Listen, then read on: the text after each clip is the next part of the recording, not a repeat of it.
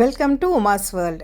ఈరోజు నేను మీకు నా వీడియోలో పెసరట్టు కొబ్బరి చట్నీ చేసి చూపిస్తున్నాను. ఈ వీడియో కనుక నచ్చితే తప్పకుండా లైక్ చేసి సబ్స్క్రైబ్ చేసుకొని సపోర్ట్ చేయండి. అలాగే ఉమాస్ వరల్డ్ ఛానల్లో Tom and Jerry couple series నడుస్తోంది. ఇప్పటికీ ఒక 5 ఎపిసోడ్స్ వచ్చాయండి. ఒకసారి చూడండి, మీకు నచ్చితే లైక్ చేయండి.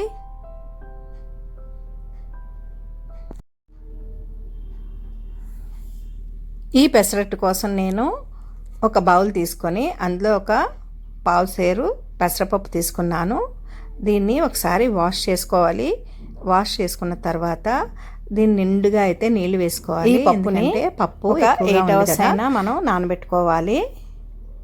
ఇలా దీన్ని నిండుగా నీళ్లు వేసేసుకుంటున్నాను. వేసుకొని మూత పెట్టేసుకొని పక్కన పెట్టేసుకోవాలి.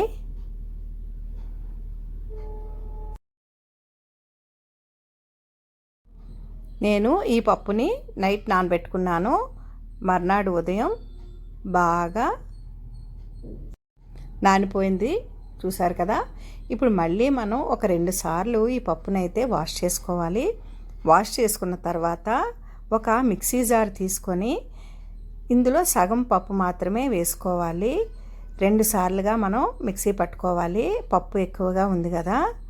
ఇలా వేసేసుకున్న తర్వాత నేను మొత్తం పప్పుకి సరిపడా తీసుకున్నాను. ఇక్కడ ఒక 10-12 పచ్చిమిరపకాయలు, ఒక అల్లం ముక్క, సగం పచ్చిమిరపకాయలు, సగం అల్లం ముక్కలు వేసుకుంటున్నాను. మళ్ళీ మిక్సీ చేసుకున్నప్పుడు మిగతా వేసుకుంటాను. ఇప్పుడు ఇందులో కొద్దిగా జీలకర్ర, అలాగే రుచికి సరిపడా సాల్ట్ వేసుకోవాలి. ఈ పెసరపప్పులో సాల్ట్ ఎక్కువగా వేసేసుకోకూడదు. ఒకసారి మనం మిక్సీ వేసుకున్నాక టేస్ట్ చూసుకొని వేసుకోవచ్చు. ముందు అస్సలు వాటర్ వేయకుండా ఇలా మిక్సీ పట్టాలి. ఇప్పుడు కొద్దిగా వాటర్ వేసుకొని మిక్సీ చేసుకుందాము. నేను ఎక్కువే పప్పు నానబెట్టాను. దీంతో ఇంకొక రెసిపీ కూడా అప్లోడ్ చేస్తాను, చూడండి. ఇలా వేసుకొని మరీ చిక్కగా ఉండకూడదు, మరీ పలచగా ఉండకూడదు. దీనికోసం నేను ఒక 2 పెద్ద ఉల్లిపాయలని ఇలా తీసుకున్నాను. వీటిని బాగా సన్నగా తరిగి పెట్టుకోవాలి. పెసరట్లో ఈ ఉల్లిపాయలు లావుగా ఉండకూడదు, పలచగానే ఉండాలి. కొబ్బరి చట్నీ చేసుకుందాము. ఈ చట్నీ కోసం కొబ్బరికాయ ముదరగా ఉండకూడదు, అలానే లేతగా ఉండకూడదు. అప్పుడే ఈ చట్నీ బాగుంటుంది. నేను ఒక 3 వంతుల కప్పు కొబ్బరి ముక్కలు, అలాగే సేమ్ క్వాంటిటీ వేపిన శనగపప్పు, ఒక 5 పచ్చిమిరపకాయలు తీసుకున్నాను. ఈ చట్నీకి కొంచెం కారం ఉంటేనే బాగుంటుంది, మీరు చూసి వేసుకోండి. ఇలా వీటిని మిక్సీ బౌల్లో వేసేసుకొని ఇలా పచ్చిమిరపకాయలు కూడా కట్ చేసి వేసేసుకొని కొద్దిగా సాల్ట్ వేసుకొని మిక్సీ పట్టేసుకుంటే కొబ్బరి చట్నీ రెడీ అయిపోతుందండి. ఈ చట్నీకి ఎక్కువ ఇంగ్రీడియంట్స్ వేసినా కూడా బాగుండదు.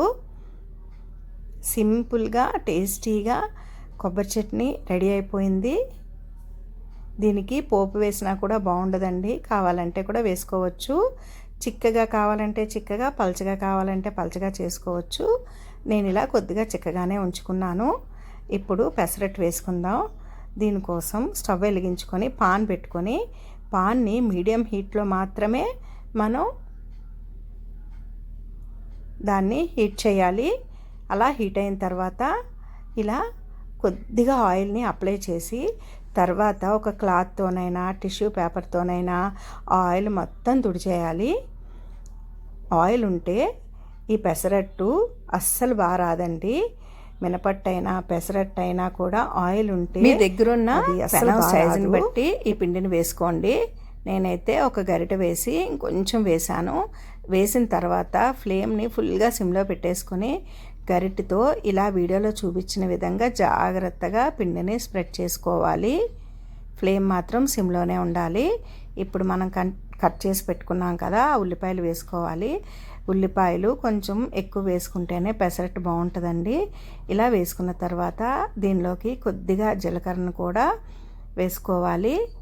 ఇలా వేసుకున్న తర్వాత చుట్టూ ఆయిల్ వేసుకోవాలి. ఆయిల్ వేసుకున్న తర్వాత లో టు మీడియం ఫ్లేమ్లో మాత్రమే పెసరట్టుని మనం కాల్చుకోవాలి. ఎందుకంటే ఉల్లిపాయలు కూడా కొద్దిగా కాలాలి. ఒక నిమిషం నుంచి 2 నిమిషాలైనా పడుతుంది. మనం లో టు మీడియం ఫ్లేమ్లో కాల్చుకుంటున్నాం కదా. పెసరట్టు కనుక మాడినట్లయితే టేస్ట్ అస్సలు బాగుండదండి. ఇది నాన్ స్టిక్కే కదా, చాలా ఈజీగా వచ్చేస్తుంది. అంతేనండి, వేడి వేడి పెసరట్టు రెడీ అయిపోయింది. ఇలాగే ఇంకొకటి కూడా నేను మీకు వేసి చూపిస్తున్నాను. పెసరట్టు వేసుకోవడమే కొంచెం కష్టం అనిపిస్తుందండి రాని వాళ్ళకి. ఒకసారి వస్తే ఈజీగా వేసేసుకోవచ్చు.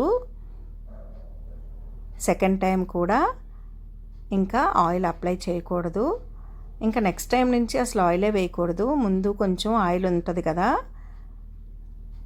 ఇలా నీట్గా స్ప్రెడ్ చేసుకోవాలండి. పెసరట్టు పల్చగా ఉంటేనే బాగుంటుంది, దలసరగా ఉన్నా కూడా అస్సలు బాగోదు. ఇప్పుడు ఇందులో మళ్ళీ ఉల్లిపాయలు, జీలకర్ర వేసేసుకొని చుట్టూ ఆయిల్ వేసుకొని లో టు మీడియం ఫ్లేమ్లో కాల్చుకుంటే పెసరట్లు రెడీ అయిపోయినట్టేనండి.